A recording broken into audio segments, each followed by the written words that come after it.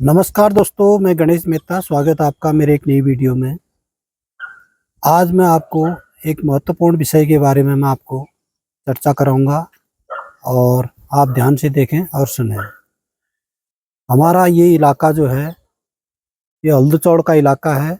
आपको मैं दिखा, ये हल्दचौड़ का इलाका है। पूरा 360 डिग्री पर मैं आपको बताऊंगा। हल्दचौड़ हल्द्वानी से लगभग 10-12 किलोमीटर नीचे है ये, बरेली रूट पर, और ज़िला नैनीताल के अंदर आता है ये।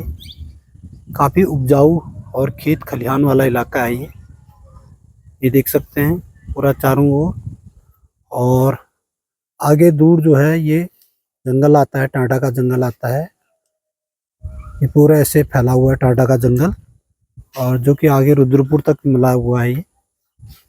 और मैं आपको बताऊंगा कि पहले हमारे इस इलाके, यहाँ पर जो है लोगों की आबादी बहुत कम थी। कम से कम 20 साल पहले लोग यहाँ पर बहुत कम लोग थे और खेती ज़्यादा थी और आबादी कम थी। अब खेती का क्षेत्रफल जो है घटता जा रहा है। अब तमाम आपको खेतों में जो है मकान ही मकान और पूरे जो है प्लॉटिंग हो रही है। ये देख सकते हैं चारों ओर जो है ये खेती का स्तर कम होता जा रहा है, मकान ज़्यादा। पहले लोग पहाड़ों में ही ज़्यादा बसावत थे और धीरे धीरे लोगों ने सुख सुविधाओं की ओर दौड़ भाग लगानी शुरू की। जब से तराई क्षेत्र में जो है ज़मीनें बिकने लगी, तब लोगों ने अपना एक एक प्लॉट ले करके यहाँ पर एक अपना अपने मुताबिक जो है अपने लिए अपना मकान बनाया, और मकान से ही जो है अपने बच्चों को पढ़ाया, और अपनी छोटी मोटी जॉब की तलाश में लोग पहाड़ों से पलायन होने लगे। और एक दूसरे को देखा देखी और एक दूसरे की होड़ करते करते लोग धीरे धीरे पलायन का स्तर बढ़ता गया। अब आज मैं आपको बताता हूँ, हमारे पहाड़ों से पलायन होकर के मैदानी क्षेत्रों में आए लोग सबसे ज़्यादा, जो हमारा मैदानी क्षेत्र है उत्तराखंड का जो भाग लगता है मैदानों में, खटीमा से लेकर के देहरादून तक जो भी इलाका हमारे मैदानी क्षेत्र में आता है, उनमें आज काफ़ी बसावत हो चुकी है। लाखों लोग जो है पहाड़ छोड़ करके पलायन होकर के इन मैदानी क्षेत्रों में अपना एक छोटा मोटा मकान बना करके रहने लग गए, और पहाड़ जो है धीरे धीरे वीरान होने लगे। पहाड़ के गाँव में आबादी कम होगी, और पहाड़ों में जो है लोग देखा देखी एक दूसरे को, और वह भी जो है धीरे धीरे यहाँ पर आकर के अपना एक छोटा सा ज़मीन का टुकड़ा ले करके बसावत करने लग गए। आज आपको मैं मैं आपको बताता हूँ कि जैसे हमारे खटीमा, बनबासा, टनकपुर, सितारगंज, हल्द्वानी, लाल कुआं, रुद्रपुर, बिलासपुर, काशीपुर, कोटद्वार, रामनगर, देहरादून, हरिद्वार, इन इलाकों में तमाम पर्वतीय क्षेत्रों के लोग पलायन होकर के बसे हुए हैं, और पहाड़ छोड़ करके लोगों ने यहाँ पलायन होकर के यही के यही रह गए।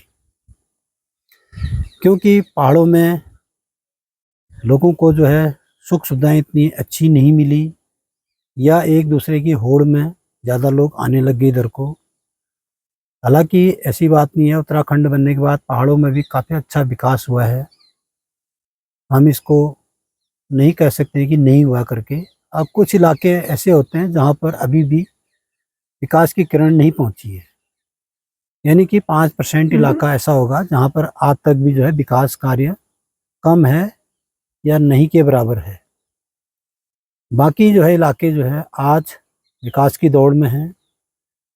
जो भी सरकारें आ रही हैं अपने अपने हिसाब से अपना विकास कार्य कर रही हैं पहाड़ों में भी। फिर भी लोगों को जो है कई चीज़ों की वहाँ पर दुविधा है, जैसे स्कूलों का, स्वास्थ्य का, और आवागमन का। जैसे जिन गाँवों में रोड नहीं है उसकी आज भी असुविधा है, उन गाँवों में, उन पहाड़ों में। तो इसके कारण जो है लोग पलायन होकर के मैदानी क्षेत्रों में आने लग गए। अब मैदानी क्षेत्रों में आने के बाद यहाँ से हमारा दिल्ली भी नज़दीक पड़ता है, रुद्रपुर में भी जो है लोग जॉब करते हैं, तमाम यहाँ पर कंपनियां हैं, तो इसलिए लोग यहाँ पर छोटी मोटी नौकरी भी करते हैं, अपने बच्चों को भी पढ़ाते हैं। और आज इस हालत में देख सकते हैं आप, ये अब जो है ज़मीन का स्तर जो है कम होता जा रहा है, तमाम आपको मकानी मकान दिख रहे हैं। 20 साल पहले इस इलाके में मकान कम थे, ज़मीन ज़्यादा थी, और ये इलाका जो है पंजाब की तरह बहुत ही उपजाऊ इलाका है। इस इलाके में जो है गन्ना, धान, गेहूँ, सोयाबीन काफ़ी मात्रा में होता है, और यहाँ पर सरकार के द्वारा पानी, बिजली की भी काफ़ी अच्छी सुविधा है, जिससे जो है खेती का स्तर बढ़ता जाता है, मतलब खेतों की उपज बढ़ती है। और यहाँ पर अब धीरे धीरे खेती का स्तर कम हो रहा है, मकान ज़्यादा हो गए हैं, क्योंकि ज़मीनें बिकती रहती हैं और नए नए लोग यहाँ पर आते रहते हैं पलायन होकर के। अब एक दिन ऐसा मिलेगा आपको कि यहाँ पर ज़मीन, हरियाली नाम की चीज़ नहीं दिखेगी, तमाम मकान ही मकान दिखेंगे। तो मैं सभी भाइयों से एक अनुरोध करूँगा कि जो पलायन है, जिसको ज़रूरत है, जहाँ पर असुविधाएं हैं, उनको तो बहुत ज़रूरी है, या वो आ सकते हैं। और जिन गांव में रोड है, सड़क है, शिक्षा है, स्वास्थ्य है, सब कुछ है, तो उन लोगों ने तो यहाँ पर खाली अपना पैसा व्यर्थ करके आना है और पहाड़ को नहीं छोड़ना है। और कई लोग रिपलाइन भी होते हैं, कई बार ऐसा भी होता है। अब यहाँ पर जो है धीरे धीरे जनसंख्या बढ़ती जा रही है, हर चीज़ महंगी मिलेगी आपको, और स्वास्थ्य के प्रति भी जो है इन इलाकों में जहाँ पर ज़्यादा बसावट होती है, ख़ासतर जो है बीपी, शुगर, दमा की शिकायत ज़्यादा होती है, क्योंकि हमारा पर्यावरण भी क्या होता है, जहाँ पर ज़्यादा जनसंख्या होती है तो धीरे धीरे पर्यावरण भी जो है ख़राब होता रहता है। तो दोस्तों, मैंने ये हल्दू चौड़ का इलाका है, मैंने आपको वीडियो के माध्यम से आपको दिखा दिया है। और मेरे ठीक सामने आपको दिखाता हूँ मैं,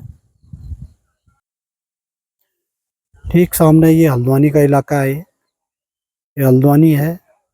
हल्द्वानी के बाद ये पूरा ये गोला का इलाका है, गोला नदी और रेलवे लाइन, हाईवे, ये पूरा इस साइड में है। और फिर ठीक नीचे मैं आपको दिखाता हूँ, ये सामने पेपर मिल है, लाल कुआं का इलाका पड़ता है, ये नीचे बिल्कुल सामने 4-5 किलोमीटर दूर है यहाँ से। उसके आगे जो है पंतनगर है, और ये जो लास्ट में जो लाइन दिख रही है आपको, ये जो है टांडा का जंगल ऐसे चलता है ये।